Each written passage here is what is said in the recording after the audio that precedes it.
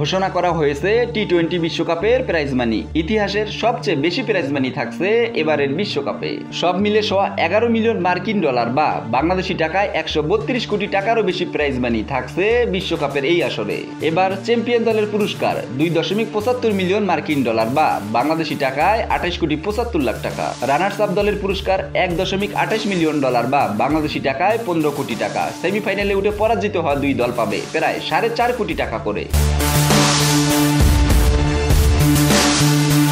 যেসব দল সুপার 8 থেকে বিদায় নেবে তারা পাবে 4.5 কোটি টাকা করে। দশম, 11 এবং 12তম স্থানে থাকা দল তিনটি পাবে 2 কোটি 90 লাখ টাকা করে। এছাড়া টুর্নামেন্টে অংশ নেওয়া বাকি দলগুলো পাবে অন্তত 2 কোটি 64 লাখ টাকা করে। এছাড়া প্রতিটি ম্যাচ জয়ের জন্য দলগুলোর ক্ষেত্রে বরাদ্দ থাকছে 36,56,000 টাকা। তবে অংশ নেওয়া কোনো দল কোনো ম্যাচ না জিতলেও পেয়ে যাবে বরাদ্দকৃত 2 কোটি 64 লাখ টাকা।